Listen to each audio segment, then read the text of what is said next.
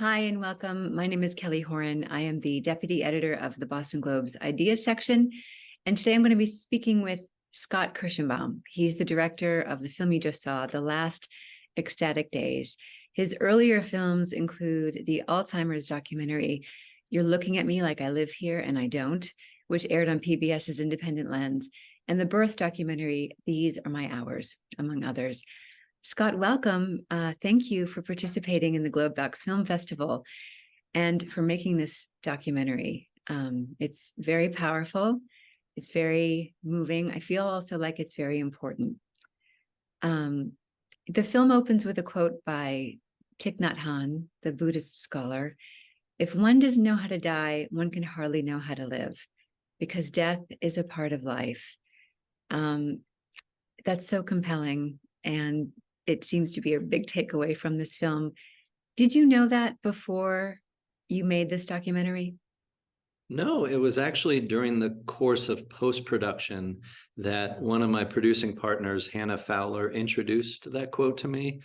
And I just felt like that is a great sort of framework or rubric to enter this experience, because for us, we like to think of this film as an experience.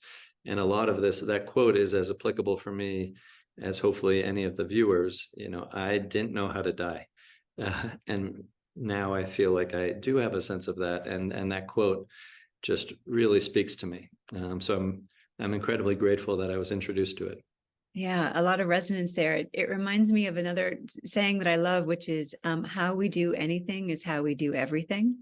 And I think in America, maybe that's how we die too. How would you categorize the way Americans typically approach death?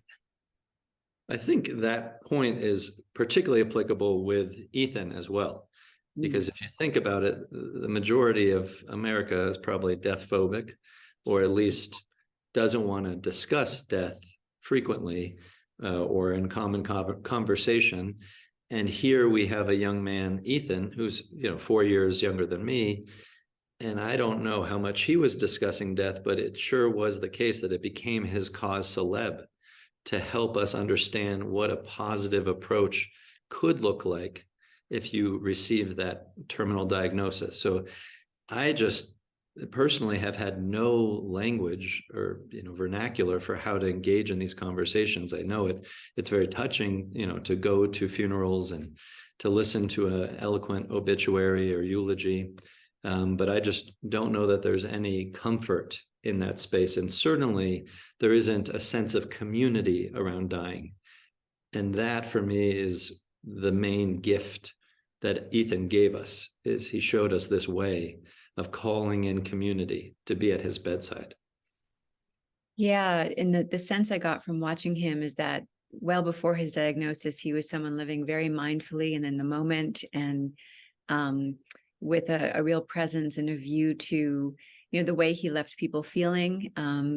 He seemed like someone who wanted to help people and bring joy to them. And it's interesting to me that even in death, in his death, this end of life journey that he really wanted to share with the world, he's still doing it. There's a moment in the film where, someone says, "You're still teaching us, Ethan." What was it like for you? Because I try to imagine it, to meet this young man knowing that he had only weeks to live. What was it like? I mean, I received a call from him. I didn't know him at all. And I spoke to him for the first time probably 3 weeks before he passed away. And within a minute or so, he said, "Will you film the end of my life? Will you film my death journey?" And I've obviously never had anyone ask that of me before. And it probably shook me to my core more than anything. I love strangers. I love interacting with strangers. And as I think to myself, I was scared of death, before this film.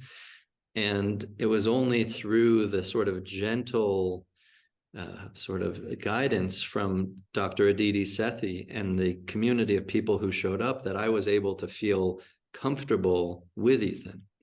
And I had not even seen his social media posts I just knew that this guy refused to complain. He refused to bemoan his plight. He probably was still navigating some of these deeper existential questions toward, to the very end. And for me, I just thought to myself, you could not wish for a greater example of how to walk this walk and how to be present. He was so present. He refused to look away, and he kept inviting anyone and everyone to be with him. And for me, that sort of dovetails perfectly with my experience as a documentary filmmaker. Sit and be an active listener and watch as the vulnerability unfolds. And I just, for me, it's just kind of like, it got so tender and soft and sweet that it felt like family. Your career to date has been bookended a little bit by films that I would say a hallmark of them is incredible intimacy, things that we don't get to see every day. Maybe in the case of the Alzheimer's film, and certainly Ethan's, stuff that we might turn away from because it's too hard to look at. What is it that draws you to these subjects? Fear that I have. If a fear comes up, if I think to myself, I have to move through this, I have to let this move through my body, I have to experience this, it's more that I'm drawn towards that which kind of intimidates me the most. Some people could say that I have a masochistic leaning in how I approach films, but for me, yes, the bookends of the birth project and this death film are present for me, and they're threshold spaces. And also the challenge, for example, with the Alzheimer's film of following an unreliable narrator. Well, we knew with this journey following Ethan that there would come a time when he wouldn't be able to talk anymore. And, effectively that's kind of at the end of the second act, if you will. So we spend the entire third act with people just loving up on Ethan and appreciating him. And for me, I think I needed to experience that too, to see what that kind of love looks like and feels like. And if there's a takeaway that people can start to consider, it's that death can be this loving. Death can be this beautiful. Death can welcome neighbors and strangers and community members. And that's all good teaching. Those are good teachings for me as well. Yeah, I want to talk about her in a moment, Dr. Sethi, but one of the things that she has said is that our society and medical systems are weighed down and siloed by fear. We house our sick behind closed doors, away from sight, and we medicate in sterile white hospital rooms as people stare at walls. And when your film opens, there is Ethan in his sterile white room, all hooked up to all the things. And it's so heartbreaking because he's so vulnerable. He's there in his cotton Johnny, everything is so on display. And all he wants to do is die in community. And the next thing he wants to do is film it, and the hospice won't let him. So how is it that Dr. Aditi Sethi came to this and from what I can tell, just like threw everything else in her life over in order to honor this one man's dying wishes? Absolutely, Kelly. I was with Dr. Sethi, Aditi, pretty much nonstop for those 2 weeks, from start to finish. I was even, staying in the basement area at her house so that I could wake up and go over there, and I'd stay over at the house when she was taking a night shift. I actually had met Aditi originally almost a decade ago, and I heard about her vision for having this intergenerational community where people could go to die, where kids would be welcome, where animals would be welcome, where it would just be what we now can call community death care. And I heard this vision and I thought it was brilliant. And she in particular told me that sometimes when she has patients passing, she'll play the harmonium or she'll play music. And her husband is also a phenomenally gifted music therapist that does this as well. And they play together sometimes. So I had that idea in my mind. And then a small contingent of people who are connected to Aditi reached out to me and mentioned that Ethan was coming to Asheville and would I be willing to film it, because there were some similarities with what I did with my birth film. And just in a matter of 72 hours, we tried to propose all different configurations to the hospice where Aditi worked. And none of these ideas, nothing took off. I mean, they ran it up the flagpole and got it to the brass, and everyone said, this is amazing, but we just can't do it at the height of COVID, which makes sense, you know, to some extent. And Aditi and I were on the phone with two of her friends, as you see at the beginning of the film. I was actually, you know, taking that call from a farmer's market in Northern California. And I'm sitting there and, you know, I'm standing there and I'm just kind of weeping. And there a realization struck. And that's basically, you know, I can get emotional here. I mean, it's just, there's no one who's more passionate about death, about dying well than Aditi. No one I've ever met, no one anyone in Asheville has ever met.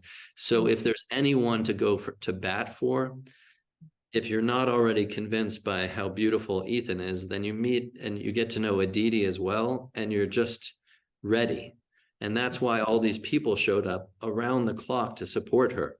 And that's why her nonprofit is the fastest growing nonprofit in Asheville right now, that launched right after the film.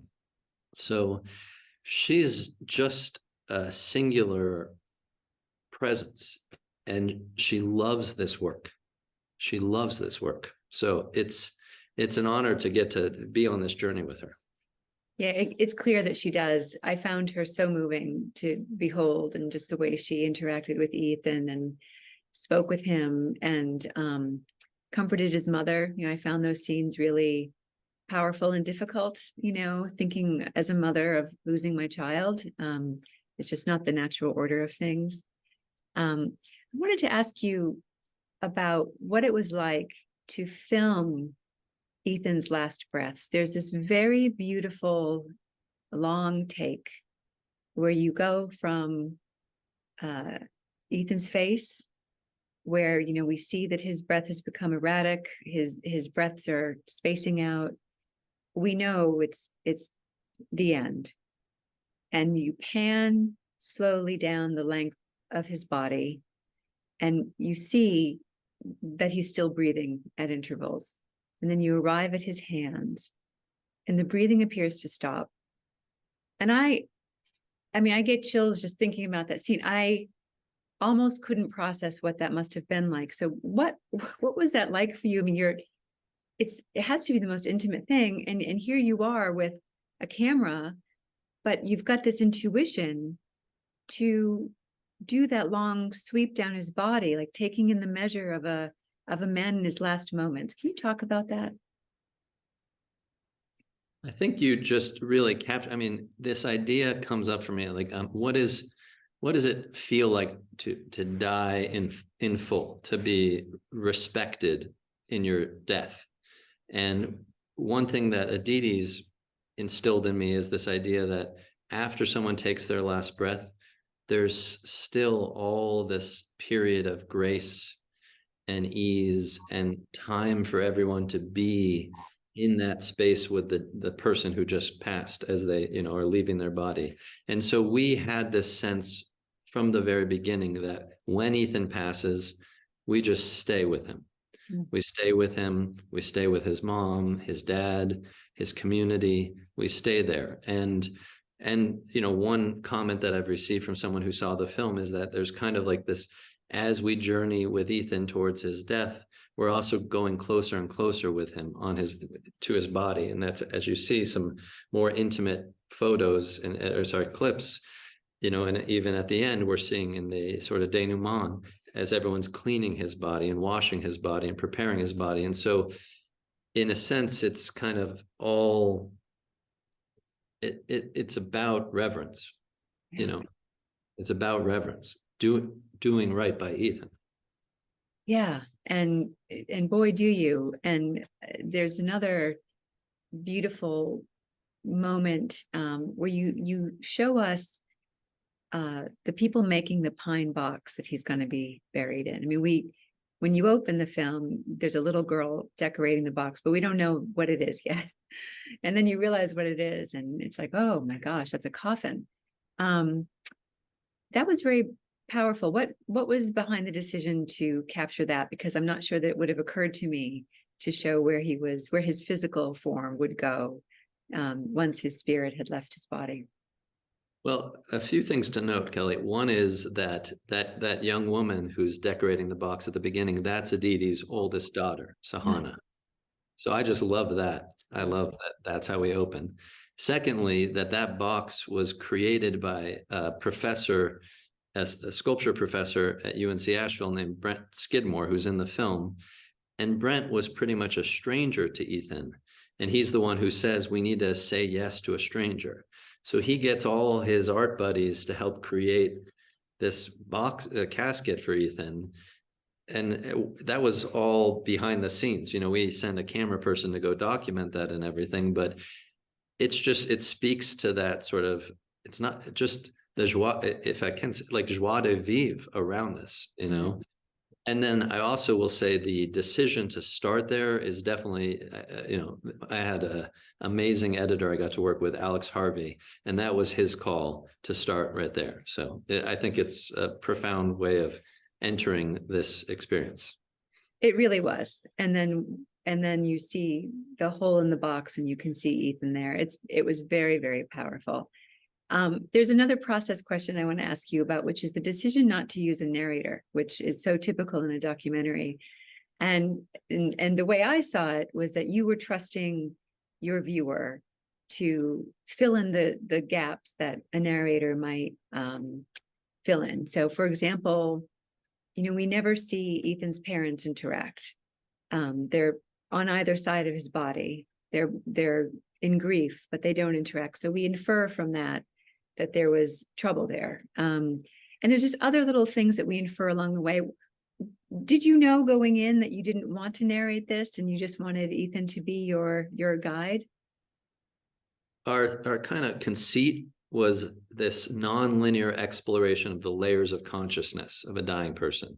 So we knew we wanted to, you know, go back and forth between Ethan in his home hospice setting and Ethan on social media and some of these Ethan flashback videos as well. And then we also realized that this is kind of a sense, a buddy movie as well between Ethan and his death doula, a young dying man, a young Jewish American dying man from the Bronx or from Brooklyn, and his Indian American death doula, and how they became such good friends during that process. So those were kind of two structures that we were trying to work with. And also, I will say, narrativistically, I generally try to avoid my commentary or expert commentary. I like this idea of fully immersing an audience to the extent possible. It feels right to me. You know, I want it to feel palpable. I think you made a good call there. So Ethan's last words in the film, in his life, were, what if the next practice is just to be present and let go? I mean, of course they were. When you realized that those were the last things that he said, what did you think? I didn't process it in the moment. It was only during the editing experience that we suddenly realized that is his farewell message. It's, you know, basically pay attention and be present. You know, that's what we're learning. That's what this work that they're, you know, supporting around death doula care and conscious dying and community care. It's about be present and let go. And I think for Ethan, he was still working through that during the course of the film. When I heard, I mean, you know, I might never shoot a scene as powerful. You know, we're talking about two parents who don't have the best connection because they're divorced, coming to their dying son's bedside with his death doula. They're all holding hands together, which probably the first time that those parents have touched hands, maybe in over a decade, maybe 2 decades. But to have all of them come together and have this sort of, you know, moment of luminosity or consciousness where he's able to say, here's what this is all about, y'all. Here's where I can leave you. And it, you know, he's quite he had a sense of encapsulating. He was just so deep in his meditative practice, and so that feels like the right summary. It's certainly, I think, how to be in a state of grace and acceptance. Is there anything I haven't asked you about from the film that you would like to talk about? No, I mean, I just hope that this movie can overcome the taboo and fear mongering and, worrying that people have around the topic of death. My one wish, as an extension, as someone who's trying to be a messenger or a courier for Ethan's message, is just that people will give this subject matter a chance and become more comfortable and familiar with it, and look up what Aditi's doing.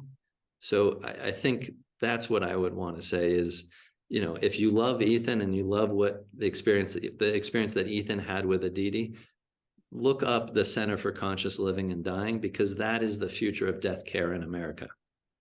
Oh, let's hope it is.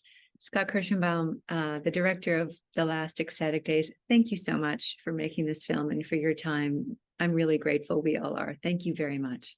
Thank you, Kelly. I appreciate that. Yeah. Thank you.